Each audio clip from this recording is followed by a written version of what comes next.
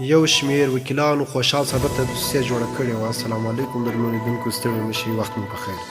د پولیسو ځوان معین خوشحال صدر ته د یو شمېر وکیلانو له لوري دسیسه جوړه شوې وه. دغه وکیلان دا دسیسه د اسمبلې د 18مې پېښې وروسته جوړه کړې وه تر څو خوشحال صدر دندې پرېښودو ته اړ کړي، خو دوی په خپل پلان کې بریالي نه شول. محور ورځپاڼې په خپل یو راپور کې لیکلي چې د ولسي جرګې یو شمېر غړو د نوم نه ښودلو په شرط دوی ته ویلي چې ځینو وکیلانو د اسمبلې د 18مې له پېښې وروسته دسیسه جوړه کړې وه چې پر مټ به یې خوشحال صدر ته دنده پرېښودو ته اړ کړي، خو په خپل پلان کې بریالي نه شول. دوی همدا راز زیاته کړه چې له وکیلانو سره د یو شمېر لوړپوړي دولتي چارواکو ملاتړ هم و، خو هغه چارواکي چې د اسمبلې میاشتې پر 18مې ځانګړي ځواکونه وحشیات ګڼلي.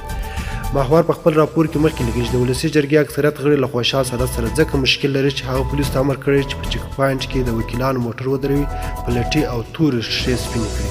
یادولو ده چې تېره شپه د کابل پلچرخي ګمرک سره پولیسو د یو وکیل موټر درولی، هغه ته یې ویلي چې تورې ښیښې دې سپینې کړي، خو په ځواب کې د وکیل ګارډ ورته مرمۍ تېره کړې وه. دغه ګارډ پولیس نیولی او بندي کړی و.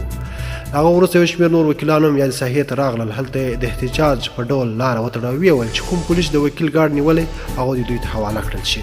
خو وروسته بیا د شپې 11 بجې د ولسي جرګې وکیلانو عاجل غونډه رابللې چې دغه غونډه کې د کورنیو چارو سرپرست وزیر مسعود اندرابي هم بللی و. هغه هڅه وکړه چې پولیسو او وکیلانو ترمنځ جنجال حل کړي، خو وکیلانو غوښتنه کول چې جنرال خوشحال صدر ته له دندې لرې کړل شي.